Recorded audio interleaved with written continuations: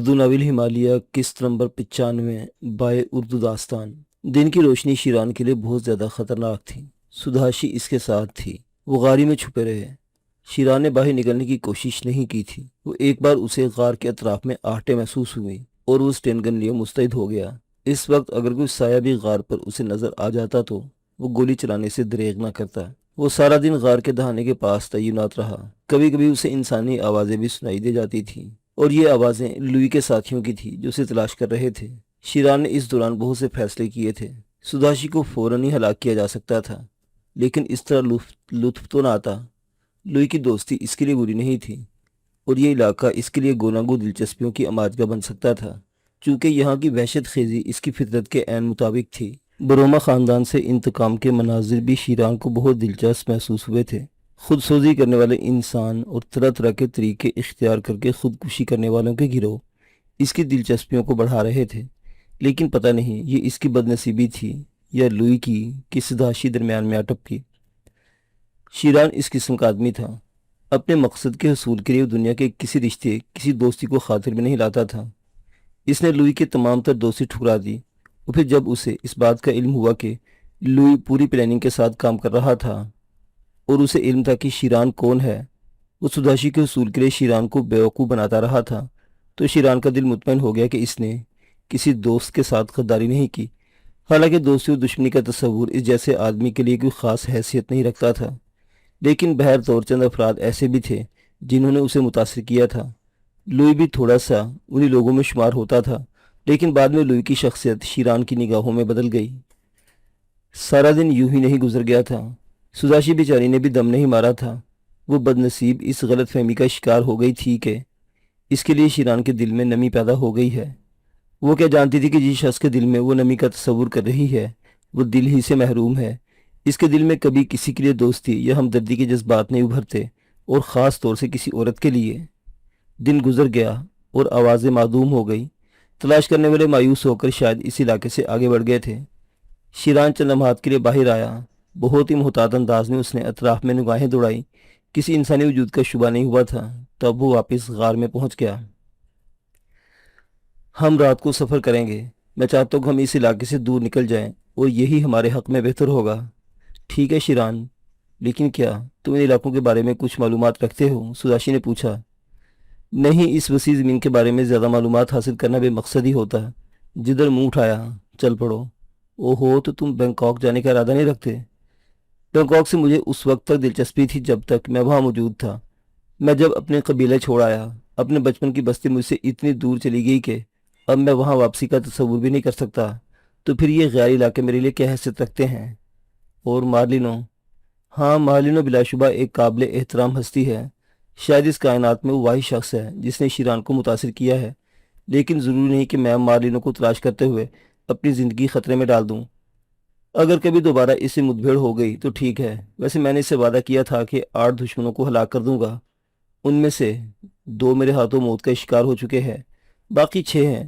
اگر زندگی نے وفا کی تو مہلت ملی تو ان 6 کو بھی تلاش کر لوں گا، اور ان میں سے جتنے بھی مجھے مل جائیں انہیں ہلاک کر کے میں سوچوں گا کہ میں نے مارلینو کا قرض ادا کیا ہے۔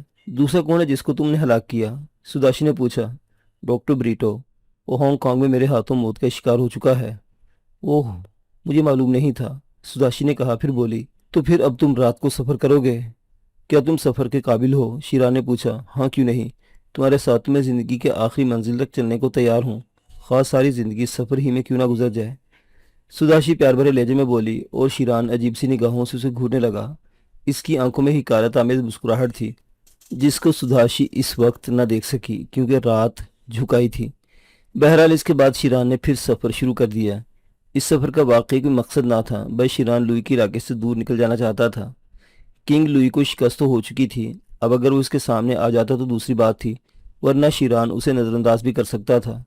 لیکن صورتحال اس کے مقابلے میں زیادہ بہتر نہ رہی۔ یہ رات چاندنی رات تھی، آسمان صاف تھا اور درختوں سے روشنی چھن چھن کر نیچے آ رہی تھی۔ یوں بھی کہیں کہیں چھدرے چھدرے درخت تھے، کبھی جنگل آ جاتے اور کبھی چٹیل میدان۔ شیران ان علاقوں میں سفر کرتا رہا۔ پھر اس نے ایک نالے کو عبور کیا۔ نالے کی دوسری جانب ایک گھنا جنگلی علاقہ پھیلا ہوا تھا۔ شیران اس علاقے میں پہنچ گیا۔ اس گھنے جنگل کی بائیں سمت اسے چٹیل میدان نظر آ رہا تھا، اور میدان کے اختتام پر ایک عظیم الشان پہاڑی سلسلہ جو نہ جانے کہاں تک چلا گیا تھا۔ شیران اسی سلسلہ کو کی جانب جانے کا فیصلہ کر چکا تھا، لیکن جب وہ پہاڑی نالے کو عبور کر کے اس جنگل میں داخل ہوا تو دفتن تیز روشنیوں میں نہا گیا۔ یہ ٹارچوں کی روشنیاں تھیں اور یقیناً یہ لوہی کے افراد تھے جو اسے تلاش کرتے ہوئے یہاں تک پہنچ چکے تھے۔ اب اس کے علاوہ اور کوئی چارہ کار نہیں تھا کہ شیران ان لوگوں سے مقابلہ کرے۔ چنانچہ اس نے سداشی کو زمین پر دھکا دیا اور پھر اس کی سٹین گن گولیاں اگلنے لگی۔ کئی ٹارچیں بجھ گئی تھیں، لیکن جوابی حملہ ہونے میں بھی دیر نہ لگی۔ کافی دیر تک فائرنگ ہوتی رہی۔ شیران ایک ایسے علاقے میں تھا جہاں سے وہ اپنا بہتر تحفظ نہیں کر سکتا تھا، چنانچہ وہ چھپکلی کی طرح زمین پر رینگتا ہوا ایک درخت کے موٹے تنے کی آڑ میں پہنچ گیا، جہاں وہ گولیوں سے محفوظ ہو گیا تھا۔ سدھاشی بھی اس کی تقلید کر رہی تھی۔ تم یہیں چھپی رہو، یہاں سے باہر نکلنے کی ضرورت نہیں، میں دیکھتا ہوں وہ کتنے ہیں۔ لیکن درخت سے آڑ کے نکلنا تمہارے لیے سود میں نہیں ہوگا، روشنی پھیلی ہوئی ہے، وہ لوگ ہمیں صاف دیکھ سکتے ہیں۔ اوہ، اس کے باوجود انہیں ہلاک کرنا ضروری ہے۔ لو نے مجھے غلط سمجھا ہے، شیران نے کہا اور اپنی جگہ چھوڑ دی۔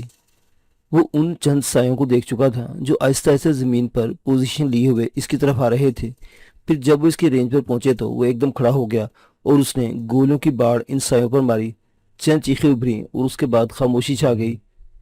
دوسری طرف سے بھی فائرنگ ہوئی تھی، لیکن اپنا کام کرنے کے بعد وہ پھر زمین پر لیٹ گیا تھا۔ دفتن اسے میگا فون پر کنگ لوئی کی آواز سنائی دی۔ شیران، تمہیں دیکھ لیا گیا ہے، میرے آدمی چاروں طرف پھیلے ہوئے ہیں، تم ان سے بچ نہیں سکو گے۔